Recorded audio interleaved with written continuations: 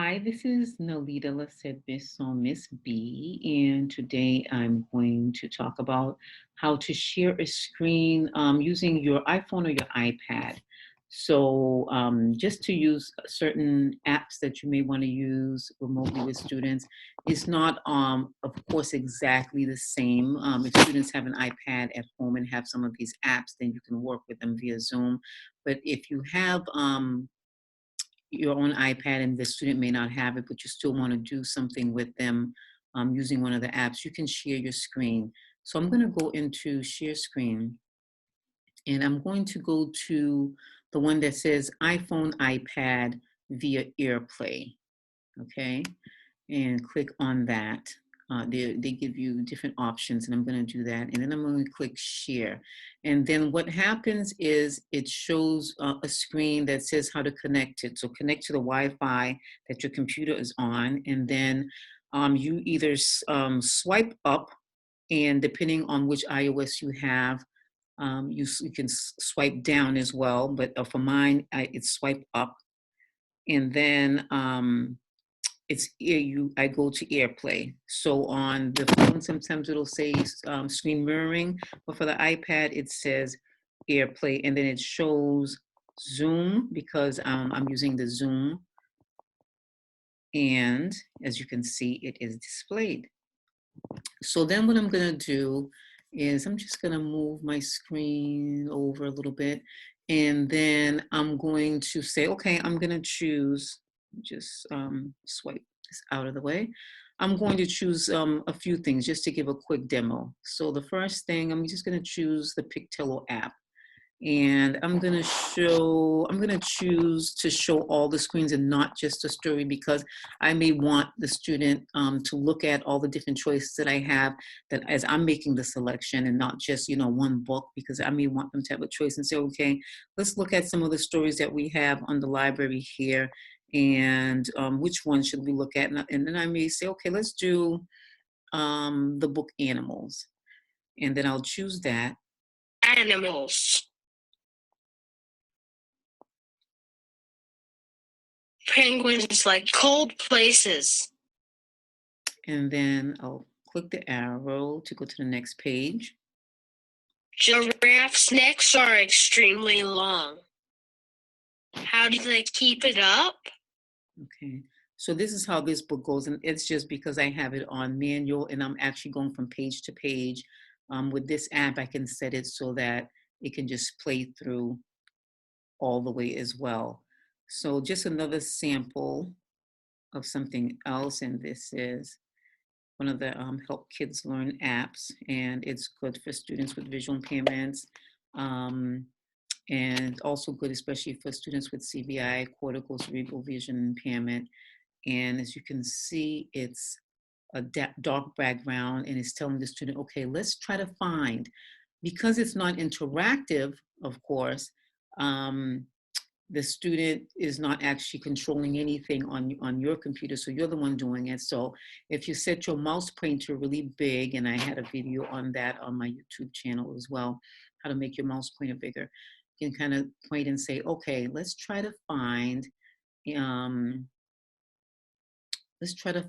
where it is. Where can we find what's going on in the screen? And then you touch it. So I'm touching it on my iPad.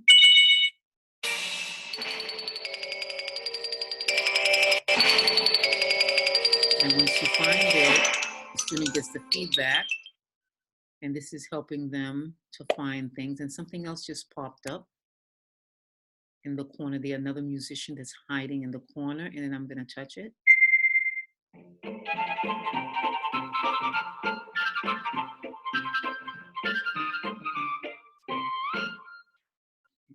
So you get the idea with this app. Okay, and then let's just do one more for a quick demo.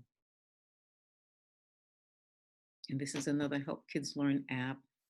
You can choose a book app too. There are some that have reading, some of them that have writing and tracing, and then you yourself can do some of the tracing and have the student also do it along the screen and put their fingers on it and do the writing, and then you are physically doing it yourself. So have the student practice, and then you go and help the student too.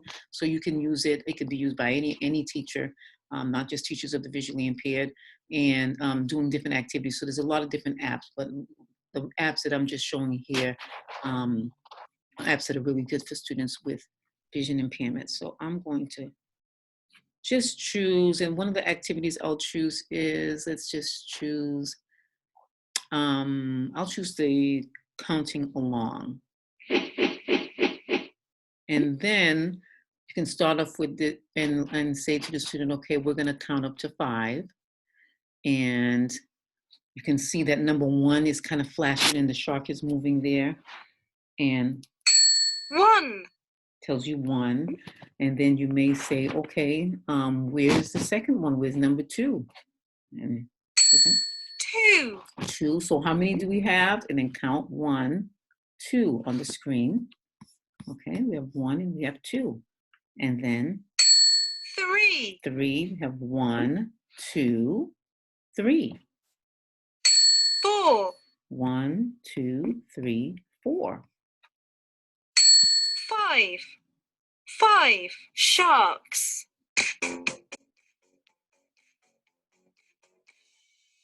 Okay, so that is a quick demo of just some of the games there.